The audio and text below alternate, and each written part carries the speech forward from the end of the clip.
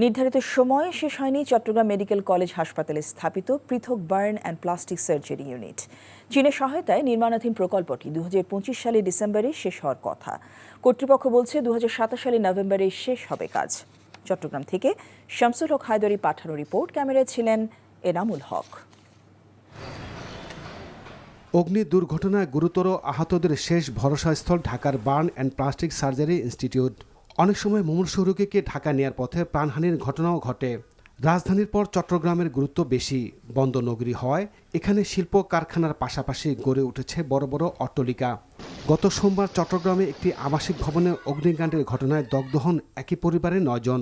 জেলায় পর্যাপ্ত চিকিৎসা ব্যবস্থা না থাকায় ঢাকায় নেয়ার পথে মারা যায় 2 জন।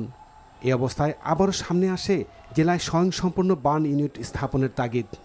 যে সরকার যখনই থাকবে তারা উন্নয়নের যে কাজগুলো করে অন্য আরেকজন এসে যদি এটা আবার ব্যাহত করতে চায় তাহলে সেই জায়গায় আসলে জনগণ তাদের কাঙ্ক্ষিত সেবা থেকে বঞ্চিত হয়।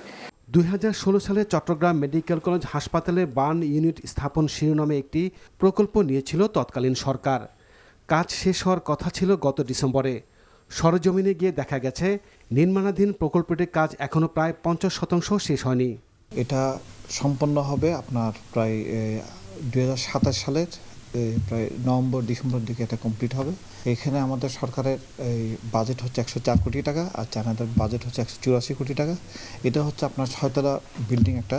এখানে 10 বেডের আইসিইউ থাকবে, 25 বেডের এসডিইউ থাকবে, 115 বেড, টোটাল 150 বেডের পুরো কমপ্লিট একটা বার্ন ইউনিট। সবশেষ চট্টগ্রামে হালি শহরে অগ্নি দুর্ঘটনার কারণ চিহ্নিত করতে পৃথক তদন্ত কমিটি গঠন করেছে ফায়ার সার্ভিস। চুলাটা যে অন করলেন অফ হলো কিনা, অটো চুলা হলে বোঝা যায়, কিন্তু ম্যানুয়াল চুলা অনেক সময় বোঝা যায় না।